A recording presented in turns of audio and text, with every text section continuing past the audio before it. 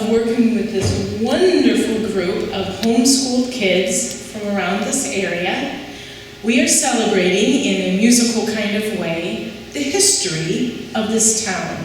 Fayette is celebrating its Sesquicentennial, 150 years from the time that it was incorporated as a town. We are also celebrating this weekend Watermelon Days, Fayette Watermelon Days. So we hope you enjoy our performance, and we now present to you, Welcome to Fayette.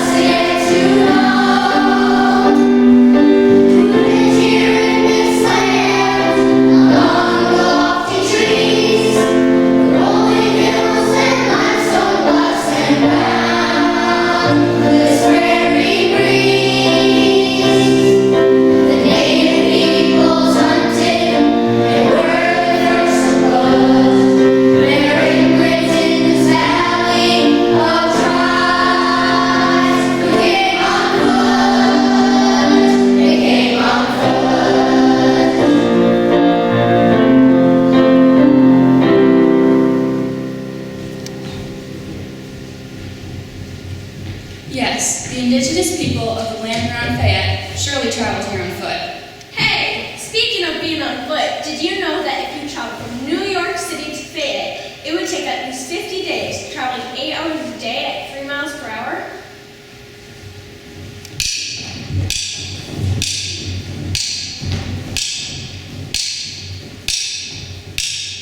Walking, walking, walking, walking, keep on walking, keep on walking, walking, walking, walking, walking, keep on walking, keep on walking. The sun ain't going up, keep on the sun going down.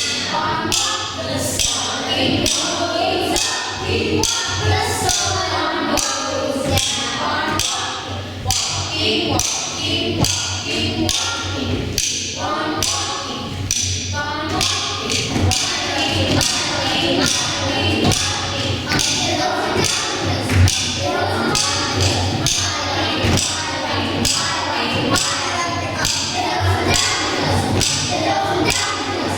walking, walking, walking, keep on walking, keep on walking. The sun ain't always up, the sun goes down. The sun ain't always up, the sun goes down.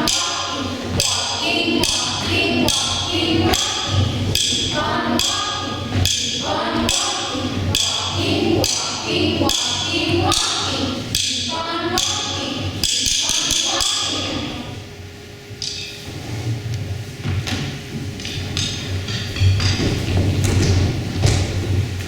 Earliest records show that the effigy mound builders who came and flourished in this region, like we see at the Effigy National Monument in Albuquerque County. They built huge mounds of dirt in shapes of birds and animals to honor their dead. This Native American culture was present in the Fayette area until around the time of Columbus's discovery of America in 1492. Unfortunately, most of these mounds were destroyed over time and are not visible in our country anymore. In more recent centuries, the Native American tribe called Iowa hunted and farmed in this beautiful land. Hey, did you know that they found that Fayette found its origin from the Sac word Kiowa, which literally translates as "this is the place"? But in more recent history, our area was peopled by the Sac and Fox tribes, some of whom were displaced from their homeland in the Wisconsin and Illinois territories. These two tribes were more militant, warring over territory amongst themselves, and then with explorers, as Europeans were moving westward across the country. So let's change perspectives and look at what was happening with the white man and how he ended up in Fayette. Because there's no way we can talk about the history of this town without first talking about the history of our whole nation. In 1793, after the Revolutionary War, America had already pushed westward all the way to the Mississippi River.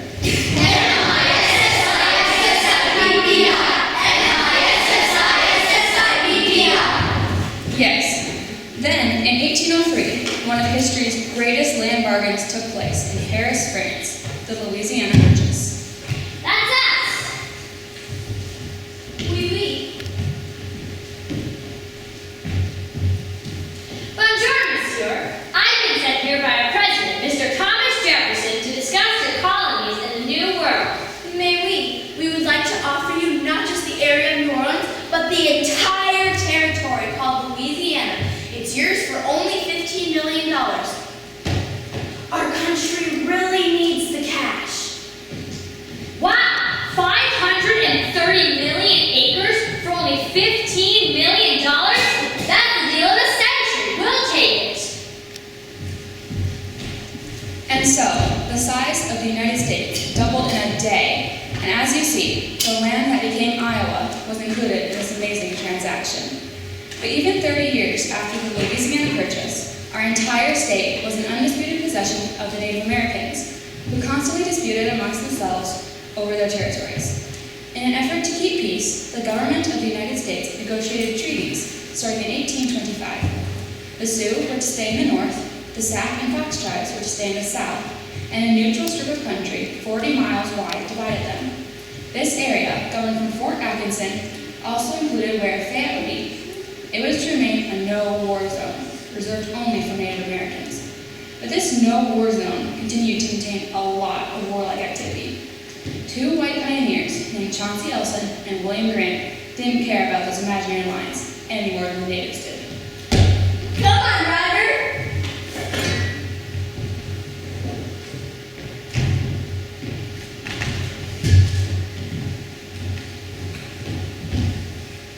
You know, this is a right good place we should put a dam here on the street. Once we build a dam, we can build a mill. Then we wouldn't have to go all the way to the Butte to mill our wheat. Ain't this the place covered by that treaty with the Indians? Wasn't white men born from this area? Well, the way I look at the treaty, that impedes progress. Now our mill represents progress. It provides us useful service. When you put it that way, it sure does make sense. I figure we could put a shack up right here for us to sleep in while we work. Later, the Native Americans destroyed both the dam and the shack in protection of their own property rights.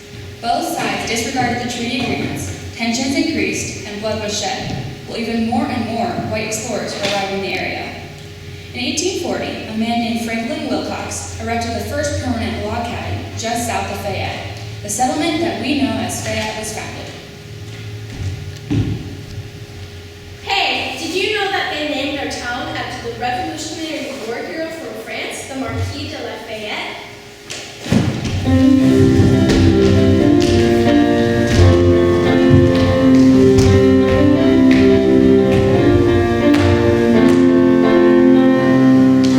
Riding down the road with you to ages long ago, where people, dates, and places for us to get to know. America was spreading out wide through the west, across the Mississippi, seeking far land to possess.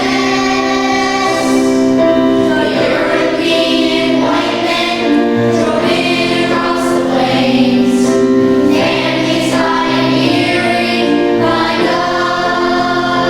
In wagon trains, in wagon trains.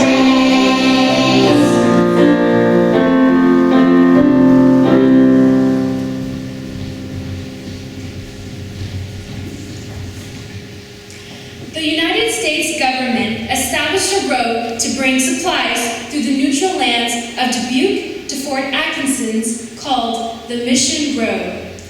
It ran past the Wilcox settlement, where we know Fayette to be along the Volga River.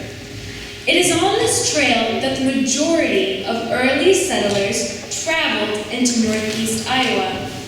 And the most popular means of transportation from the 1840s to the 1890s was the prairie schooner, which we know to be as the covered wagon.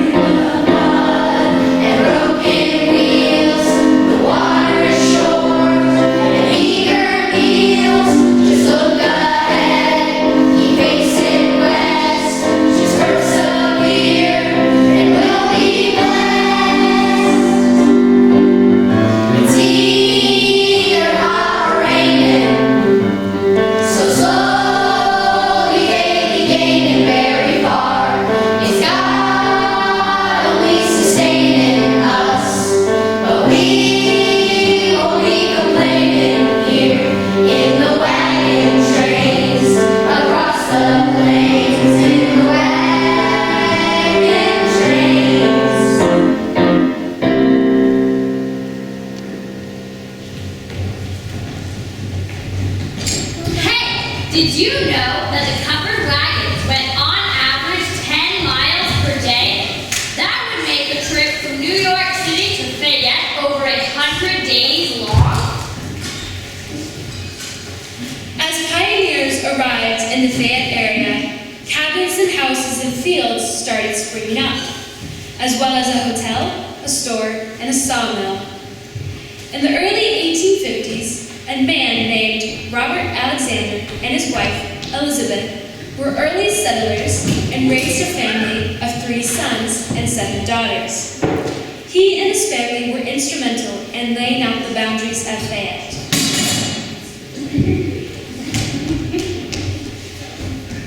Ready? Shall we?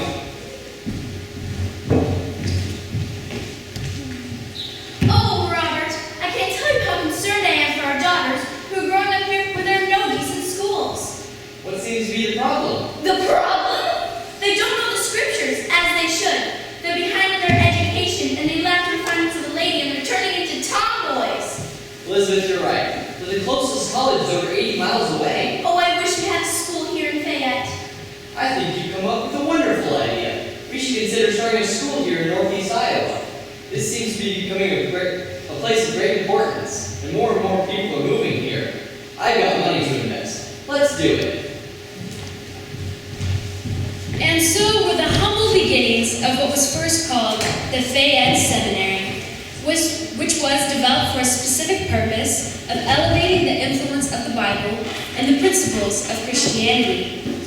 Its name was changed in 1858 to Upper Iowa University, and already the student population was recorded at 174 students. The original limestone building still remains in use, called Alexander Dickman Hall. Would you believe me if I told you that tuition each year was only $27? But even as the university was growing in Fayette, tension in the nation over slavery and secession of the southern states was escalating until the Civil War started in 1851. Come on, guys, we get to be university students. And then we'll see what's the next up. Okay. Let me read it to all. Listen up. It's a proclamation by President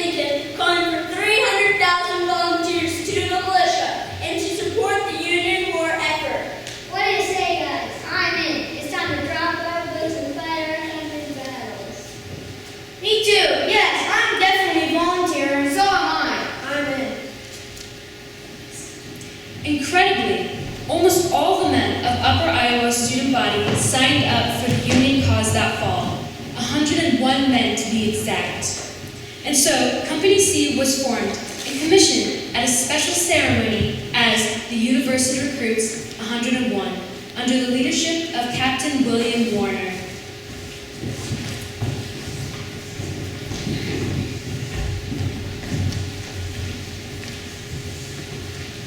Mrs. Soren and our fellow students, to whom we bid a prayerful farewell, we, the ladies of the university, proud to present this flag, which we have sewn as an expression of our patriotism and support.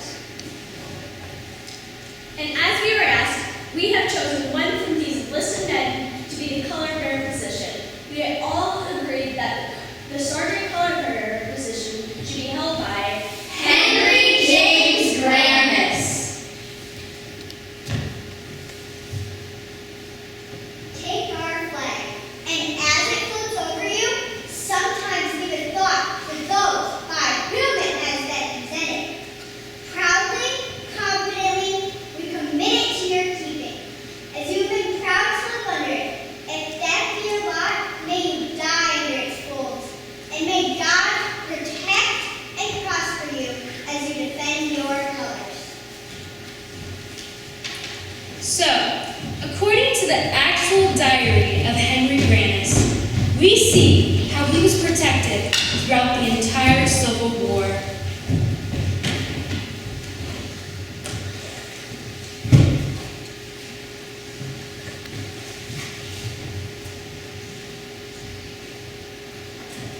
We turn in early tonight because we march early tomorrow. This war puts the whole nation on the edge of its future, but also each one of us. None of us might outlast the next battle.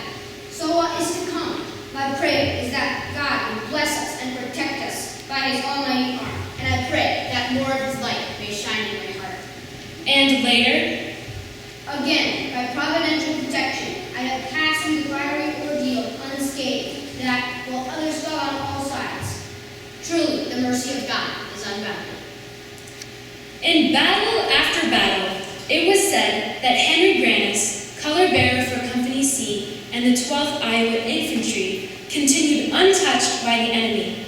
And it is true that Henry Granis was indeed the only flag bearer, Union or Confederate, to live through the entire Civil War unharmed.